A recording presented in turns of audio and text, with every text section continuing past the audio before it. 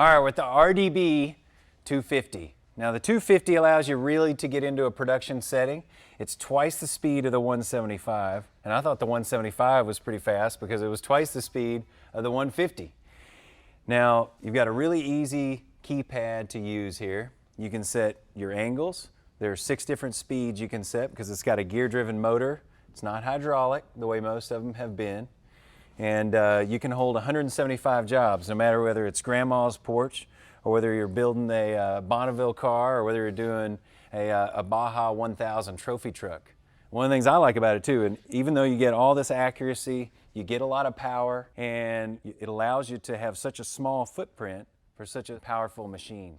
Now in your control panel, you look at it, you can do up to 175 different jobs, and if you come out of this, we'll go into manual bin, and you can set your angle, set your spring back, which we've got at 10, and then this is your speed, which we're going to set at 6 speed, full blast. We're not starting at 1 or 2, 6 speed, shift it in. So, it's got an electric motor in it, it's not hydraulic, and what that's going to allow us to do is use an index table on the front, whereas on a hydraulic type, if you notice that the bar was moving, this bar will stay still. The electric motor will pull it around nice and accurately and fast. And it's got the normal quick change.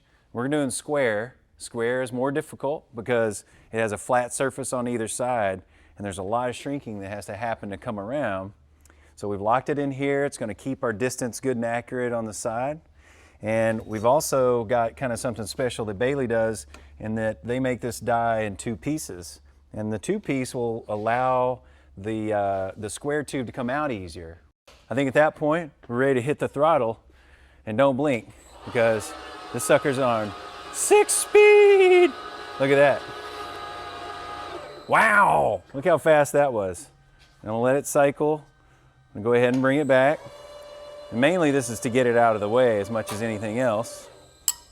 Loosen the end. So we get rid of this plate. It's got a slot, so that's pretty easy to come out of your way. Just pull it off. And then this is where that 2-piece die really comes in handy. Get these out of the way. You can imagine the force it would take if you didn't have those. Get those out of your way. Dislodge it, and wham. And I don't know about you, but that is a tough one to bend. I've seen a lot of square tube, and a lot of times they got big ripples along the side. That's nice and smooth. That's a really cool tool.